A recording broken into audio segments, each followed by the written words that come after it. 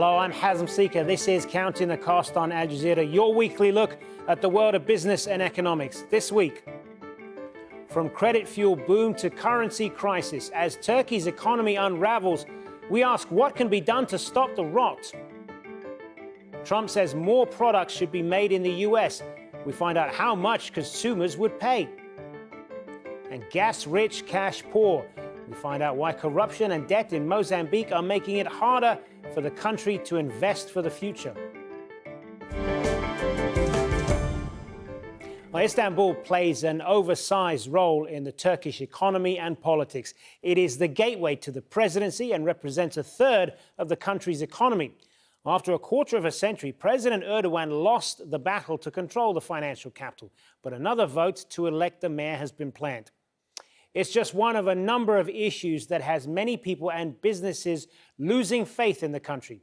After a credit fuel boom led to bust, many are switching to the dollar. Foreign exchange deposits and funds rose to a record high this month. The lira has fallen about 37% since the beginning of 2018, pushing the economy into recession.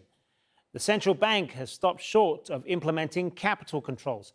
That's the way governments limit the flow of money in and out of the country. During the boom years, delivered mostly through property and construction, corporations borrowed in dollars and are now finding it difficult to repay those loans. Meantime, unemployment has jumped to a decade-high 14.7%, and inflation has also soared to nearly 20%. Now, the Turkish government has promised a series of financial reforms to revive the economy. But for now, many consumers are struggling to pay for imported goods. Neve Barker has more from Istanbul. Turkey's troubled economy is affecting what people can afford to buy. Onions, a mainstay of Turkish cuisine, have almost doubled in price in the past few weeks. Consumers are feeling the squeeze. The seller told me the prices of things I wanted. I had to give them back. They were too expensive for me.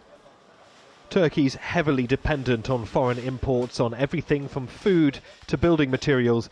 The national currency, the lira, has plunged by a third in value, causing costs to soar. For the past few months, the government has been trying to control the soaring cost of food by buying goods directly from farmers and selling directly to consumers. By cutting out the middleman, they hope to push down prices. They've also lifted some tariffs on certain goods as well. But many are now questioning how long this manipulation of the market can really last. Overall inflation is now at 20%. Last year, the economy went into recession for the first time in a decade.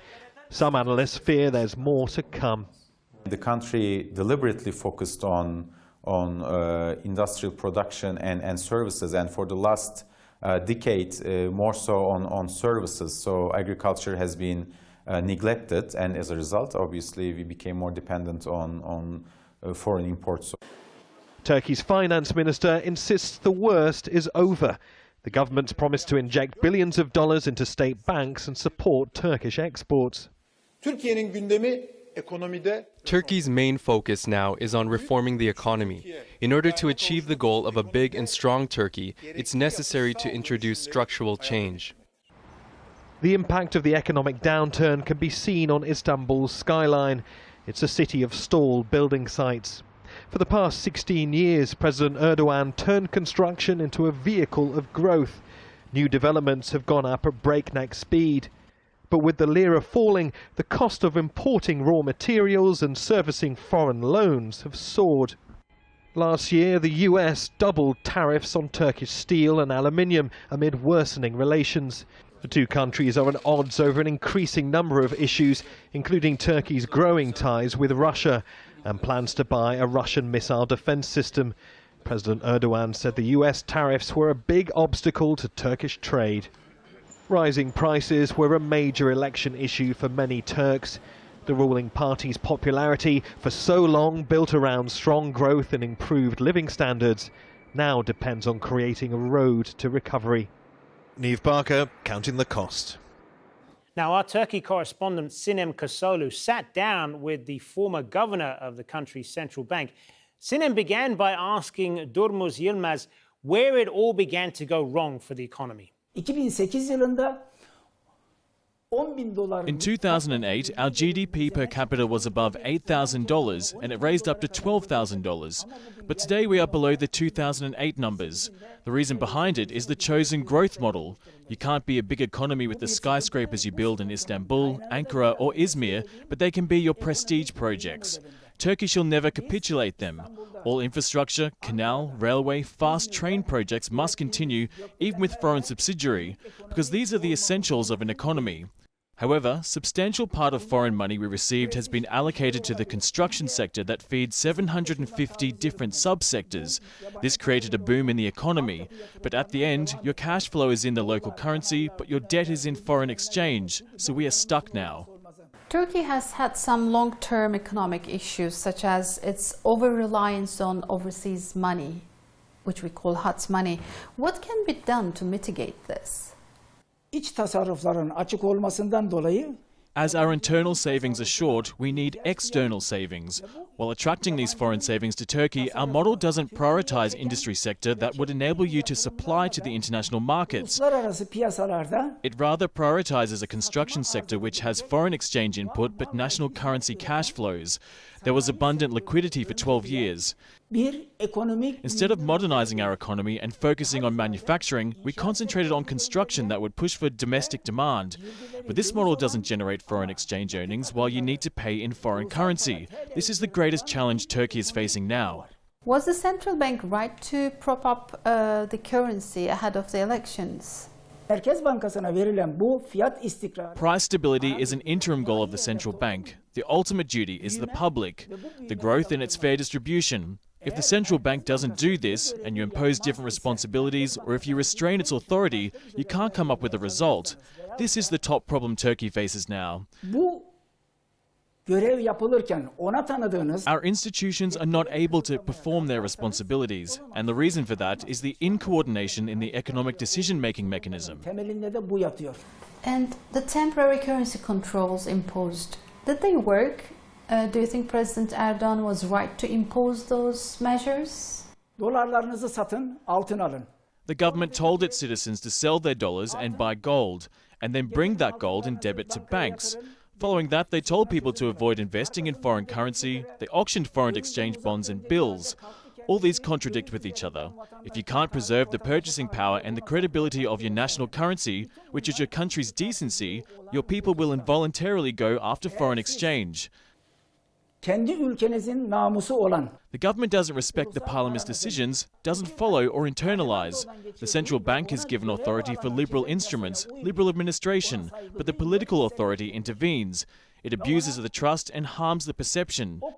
And then people are not able to see ahead, which stops long-term investments. Also, foreign investors stop coming for long-term. They come and give a short-term shot. işlerine müdahale ediyor. Do you think the Turkish economy is under attack by the speculators, as the government and mainly President Erdogan argues? Dış güç kesinlikle var. Absolutely there are foreign powers, but they were there yesterday and will be there tomorrow. Every country is a foreign power to another, and there are conflicts of interest. The government should maximize the national interests and take steps accordingly. İngiltere'de bana göre bir dış güç, Amerika'da bana göre bir dış güç. Dolayısıyla ulusların Since the Istanbul Gezi protests of 2013, each time we were cornered, instead of taking this as a fact instead of an excuse, and failed to make right decisions. Now we're here. You've announced that as the 17th largest economy in the world, you are a global player, and then you accept the international rules, then liberated the capital movements and your central bank. In this game you'd like to play, there is speculation. bahane ettik ve doğru kararlar almadık. How do you go about fixing the economy, Mr. Gümüş? Bugün bize düşen görev Today our job is to follow token economy policies and build up the country's interest accordingly. oluşturmak. Muhalefet olarak biz ve başkaları da As the opposition, we and others say the Finance and Treasury Minister, the President's son-in-law, should resign. But this will not resolve the problem. This is a systematic issue. sorunu çözmez. Bu bir sistem sorunudur. This system has paralyzed the decision-making process in the economy. If you monopolize the authority, that person manages all. Yetkiyi tek elde toplarsanız We have to address the key trigger of the problem, which is this new presidential system, which is unique to Turkey. Our institutions are now paralyzed. We need to rebuild our system by introducing a rule-based system in line with universal law, separation of powers, checks and balances. Otherwise, I believe the current system will self-terminate. ne olduğu çok fazla olmayan Cumhurbaşkanlığı Do you think there's a deal to be done between the United States and Turkey on Ankara's decision to buy the Russian S-400 missile defense system? bu konularda çok iddialı sözler etmeye I don't see myself eligible to talk assertive in foreign politics, but what I understand so far, S-400 missiles do not comply with the pact Turkey is in. S-400 software detects NATO defense systems as hostile or enemy, so now they are discussing ways to adjust. This is a diplomatic and military topic, but when our government says it is a done deal, the Turkish lira loses value. When they say there may be another solution, the lira gains back value. So this topic oppresses the lira, like when Turkey arrested American pastor Andrew Brunson. Dolayısıyla burada bu uyum nasıl sağlanır? If they want to do a favor to the Turkish businessmen and industry, they need to sort this problem out one way or another so the businessmen are able to see ahead and take risks. Şu birinci de ilgilendiriyor ama ekonomik olarak şu. If so, what will do that to Turkey-Russia relations? Bence hükümet iki güç arasında sıkışmış vaziyette. I believe the government is caught in the middle of two powers. They are not as comfortable as they are seen from outside. Dolayısıyla Rusya That's why even if Russia gets its money, in the event that Turkey doesn't install the S-400s, till the bitter end, Russians would use the leverage it has that fits in their national interest. Turkey might get harmed. Durmuş Yılmaz, former governor of Turkey's central bank, thank you very much for your time. Well, it is my pleasure. I thank you. Now, the trade spat between the United States and China has been rumbling on for almost a year now. The US hiked existing tariffs on $200 billion of Chinese goods to 25% in May. China has retaliated as talks to end the trade war have stalled. But economists have been running the numbers to see what this all means. According to Bloomberg, if the United States slaps tariffs on China's remaining $300 billion in exports, it could cost the global economy $600 billion a year by 2021. The New York Federal Reserve Bank estimates the newest round of tariffs could cost American households $831 a year. Adidas and Nike were among 173 US footwear makers who warned consumers would pick up the cost of tariffs, which could be $7 billion annually. The investment bank Nomura expects inflation in the US to rise by 0.5 percentage points over the next 12 months. Apple CEO Tim Cook recently estimated that if iPhones were made in the US from start to finish, they would cost consumers up to $100,000. That's partly due to higher labor costs, but also a shortage of manufacturing expertise and infrastructure. Rob Reynolds went to find out more. So we have right now the number 1 and 2 and 3 and 4 up to 9 best-selling toys. Isaac Larian knows toys. He's the CEO of MGA Entertainment, one of the most successful toy makers in the U.S. Now, which of these toys here on the wall are made in the United States? None of them are made in the United States. None of them? None of them. If you make this toy sells for $14.99. It's called LOL Hair Goals. It's the number 1 selling toy in America. If you made this in the USA, the consumers will pay $40 for it. They won't buy it for $40, so the kids will not have this toy. It's impossible to make a lot of toys in the USA. As the U.S.-China trade war heats up, President Donald Trump gives companies some simple advice. Last September, he tweeted, "Make your products in the United States instead of China. Start building new plants now. Exciting." But trade experts say trying to replace China's factories isn't an exciting idea. It's a bad one. We have so many strengths that we should be working with rather than trying to duplicate the industries of the past. Today's U.S. economy is based on providing services and ideas, not heavy industry. And China's advantage isn't just in lower labor costs. From toys to television sets to technology, the U.S. simply lacks the manufacturing infrastructure and expertise to produce many of the items which are now made in China. CEO Isaac Larian gives one example. I've been doing toys for 40 years. Hair grooming on the toys and hair rooting is a skill you cannot have in here. It's a shortage of expertise. Do we want to wait for 30 years, 40 years for America to become the biggest doll manufacturer in USA, in the world? It's silly. It's silly. But there are hundreds of highly paid workers at Larian's company headquarters. The design, the creativity is coming out of their brain, and they are paid a lot more for that. The moral of this story of toys, tariffs, and trade is that the U.S. economy runs on creative brainpower, not industrial brawn. Rob Reynolds, Al Jazeera, Chatsworth, California. A Chinese tech giant Huawei has stepped up its legal fight against U.S. sanctions. The company's filed a motion in court to have bans on its businesses deemed unconstitutional. Adrian Brown has this report. Few companies could withstand the assault that Huawei is now under. Part of its response has been to open its doors to the international media, rare in corporate China. But these are unusual and uncertain times for the country's biggest technology company, now effectively locked out of the US market. We believe this sets a dangerous precedent. Today is telecom and Huawei. Tomorrow, it could be your industry, your company, your consumers. On Wednesday, the company announced it's pressing ahead with legal moves to try to scrap a recently passed law that prevents US federal employees from using Huawei technology. The Trump administration says it could be used for spying because of accusations the firm's in the pocket of China's government. The US government has provided no evidence to show that Huawei is a security threat. There's no gun, no smoke, only speculation.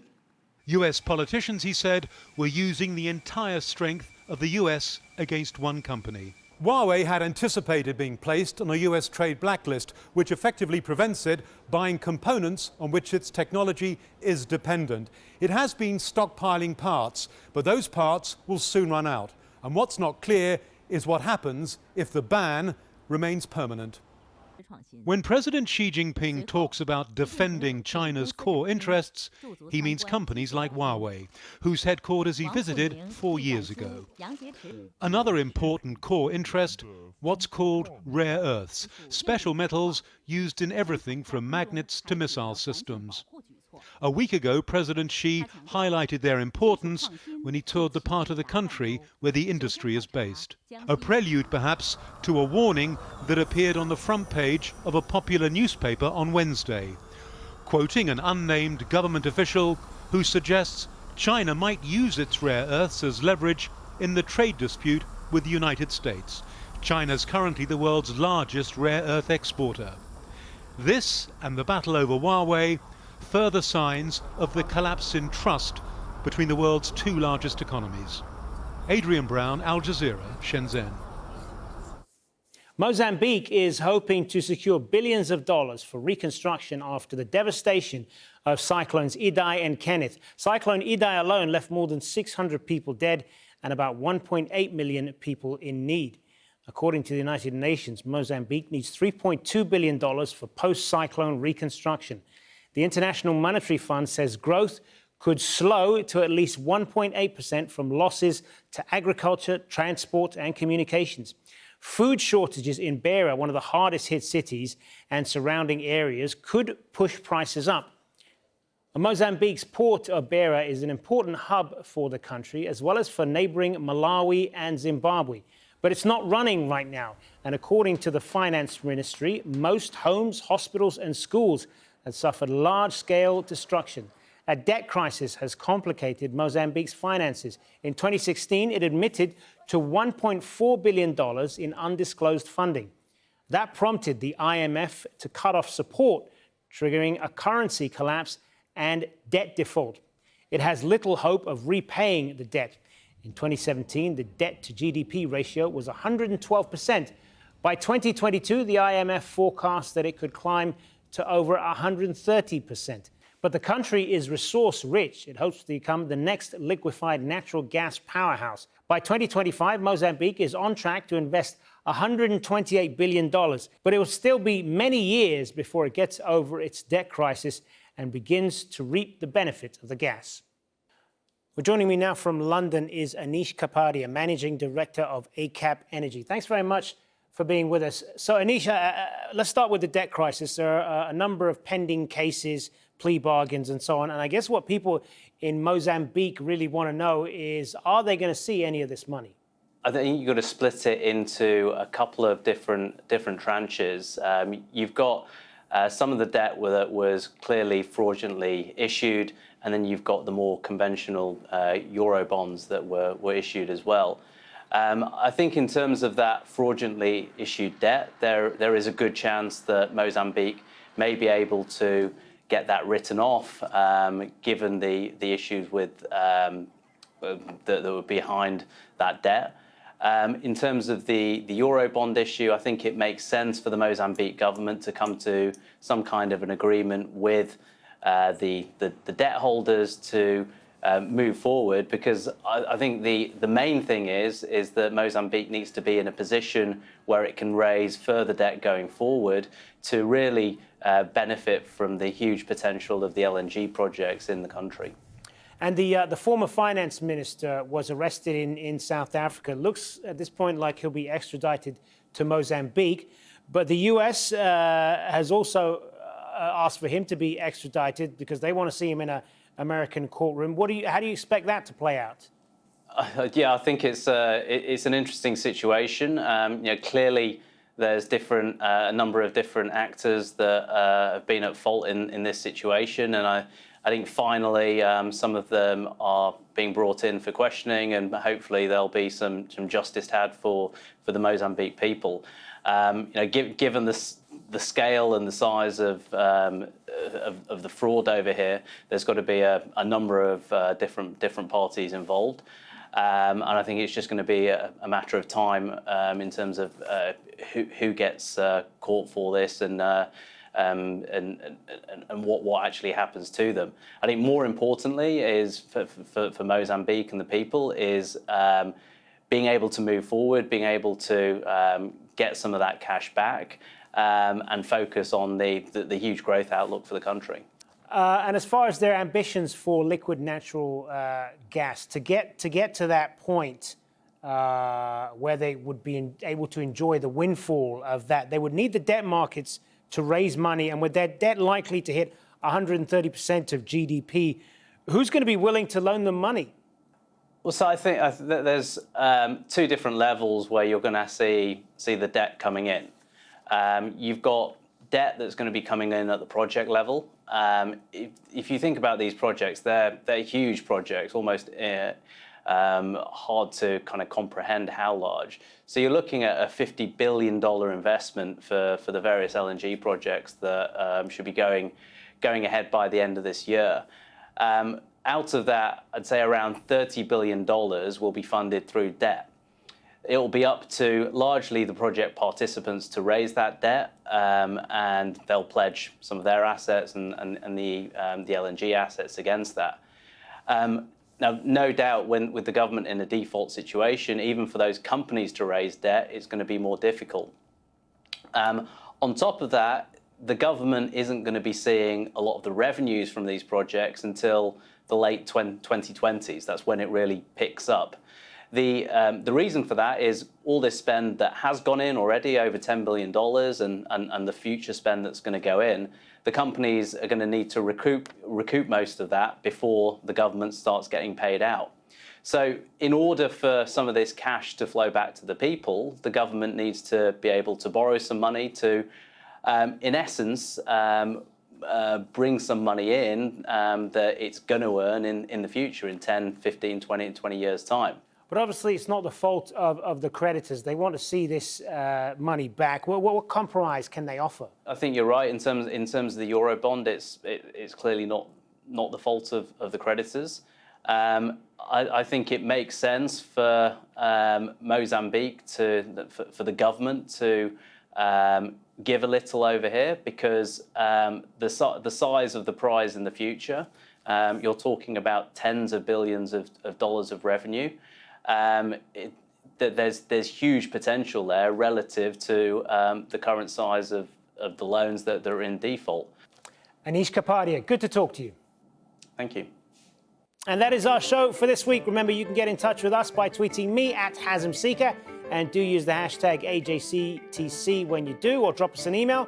Counting the cost at aljazeera.net is our address. And there's more for you online, as always, at aljazeera.com/CTC. That'll take you straight to our page, which has individual reports, links, and entire episodes for you to catch up on. So that is it for this edition of Counting the Cost. I'm Hazem Seeker from the whole team here. Thanks for joining us. The news on Al Jazeera is next.